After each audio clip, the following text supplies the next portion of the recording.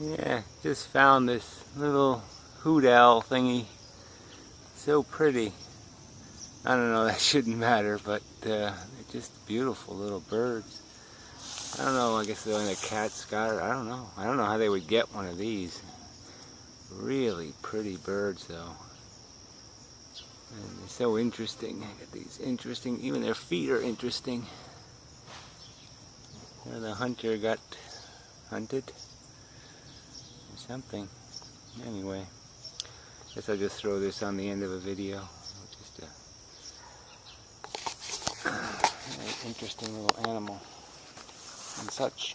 If you don't have any traditional reason to run to religion, and there's absolutely not one single shred of any scientific evidence indicating the existence of a God, then there would be absolutely no reason to put yourself in this agnostic category.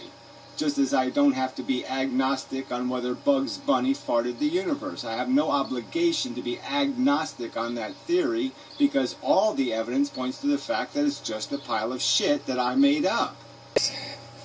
Because the bad luck went somewhere else. So then you're back to the simple argument of, again, would I, to relive, the best of my life, would I impose cancer on a 6-year-old for 3 years of cancer treatment, let's say.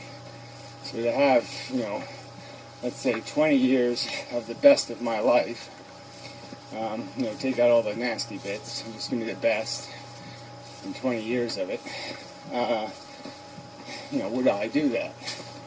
Would I force a kid to have nasty, unfortunate, unpleasant 3-year horror? And my simple answer is, of course not. I mean, the theory of round Earth probably exists, and in no place in my brain does the theory of poofy dancing tra-la-la God exist. And it's just the truth, and that can be defined and described as a brain that models the universe without putting fantasy invisible superpower creatures in it,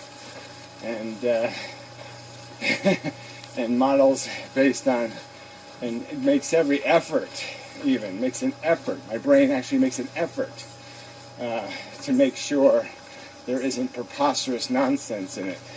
They both have impacts, and they both have no undo button. So once you commit to something, you can't undo it. Okay, once you do it, you can't undo it.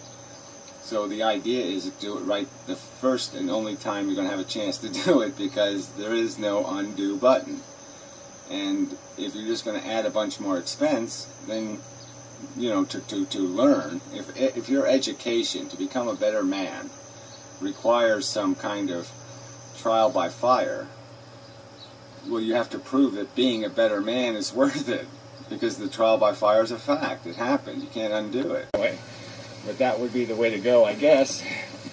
And then to try to get people to take any one of those theories and knock it down, assail it, try to forge it with something like a logical argument rather than a, no, you can't play chess here. I just pissed on the board and rubbed all the squares off. So fuck you.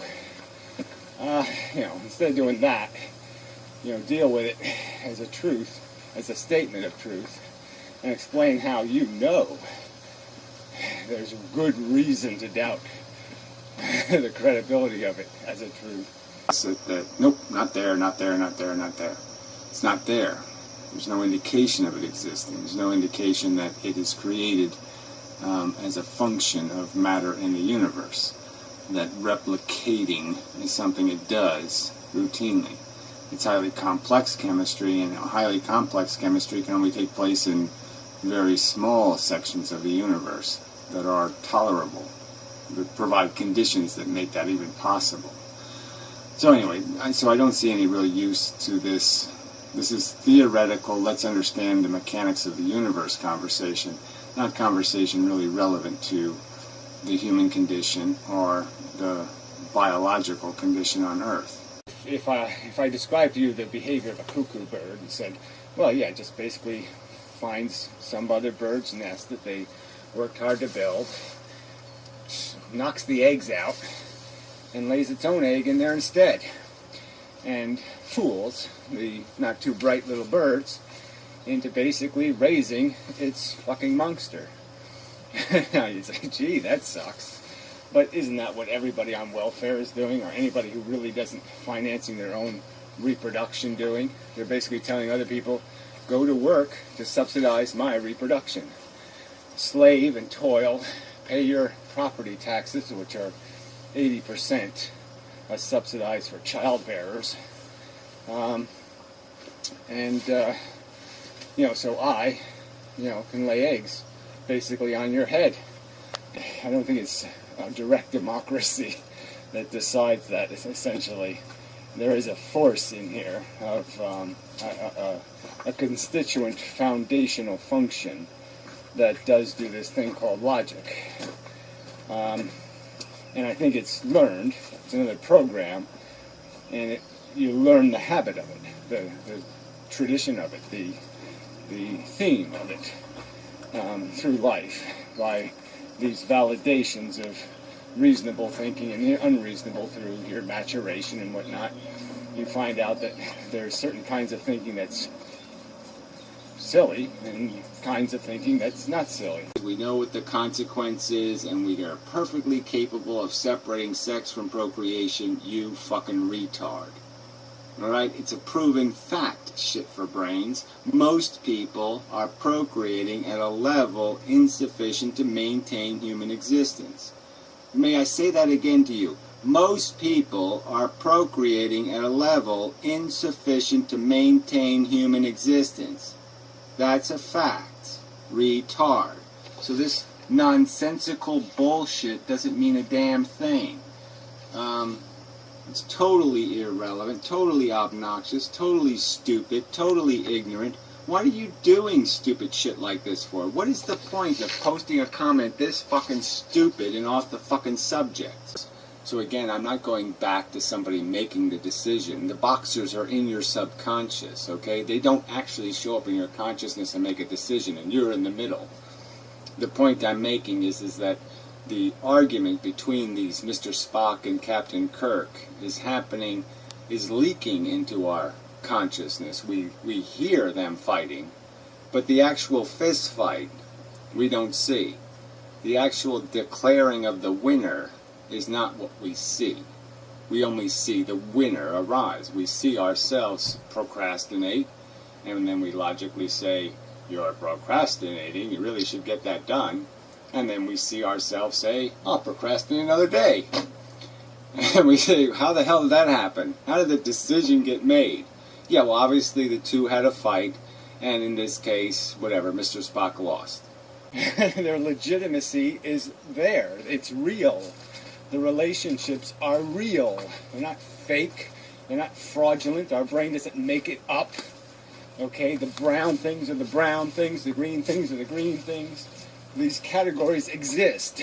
These properties exist. These exclusions exist. You either are a rapist or you're not a rapist. You're either 6 feet tall or you're not 6 feet tall. These are categories. They're truths. And through a mechanism like that, there would be an engineered solution that would be my optimum performance. My optimum amount of good I could get out of my life. If you could play it all the way out to the end of human history and all this kind of stuff. And you'd find out exactly, this is the scenario that would have made me Uberman. I would have been my maximum peak performance. I would have done the most good in the world. And let's say I would have, I guess it would be incidental whether I profited personally. What annoys me about it is that I can't impose guilt on you. You have to do it to yourself. It's a self-generated mechanism. Guilt only works if there's some chance that it's actually right. You can't make me, you could blame me for the Korean War.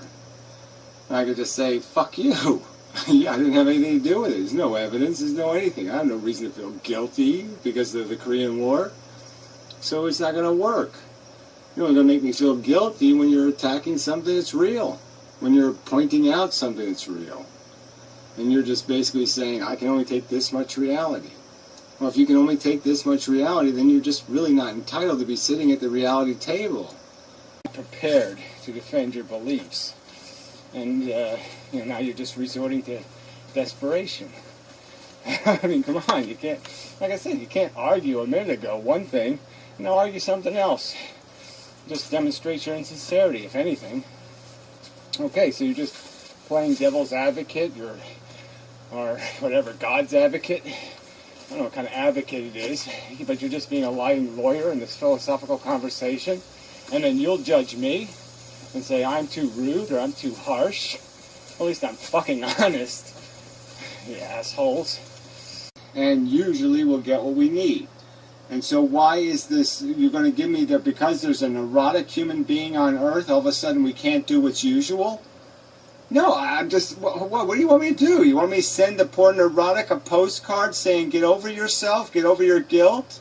I mean, I only said it in 3 videos now. I have no interest in anybody wasting their time having emotions over this shit. All right? Don't waste your time feeling guilty. Waste your time thinking, how do I do better? Period. All right? Can I say it any more explicitly? I think guilt is stupid. Okay? I wouldn't waste any time on it. If you have any kind of goddamn brain at all, there's absolutely no point in having some stupid emotion. Little funny people aren't that funny because they spend a welfare check on lottery tickets. And then their kids turn into little fucking monsters that will hit you with a brick and steal your $5. This is the reality we live in. It's not a sitcom. And people have to take some responsibility for this. And you just say, oh, you're running. You're just running from it. You're running from your responsibility to take responsibility for being a human being, for being one of the members, the voting members of the human race. You have obligations here. You have responsibilities. Hard. You can see its workings. You can see what keeps it standing. You can see what it feeds on. And what it feeds on is your desire. That's what people don't understand. It's feeding on your energy. The energy you put into it. The recklessness and the sloppiness you put into it. The monster isn't really the monster. The monster is inside of you. The monster is your ambition, your desire, your need to play a game from the beginning, to initiate the conflict. And that's in the very nature of life, because life has a bad origin. It's a replicating molecule. It's replication for the sake of replication. And the very thing that gives it integrity in terms of creating something nuanced and evolved is made out of the war, is made out of huge amounts of attrition, huge amounts of destruction. That's how it creates. It destroys 1,000,000 to create a 1. To make 1 improvement in the house, it burned down 1,000 houses. It created, like if it was a laboratory that invented cures for disease. Well, for every cure it creates, it lets loose 1,000,000 viruses that do malicious damage.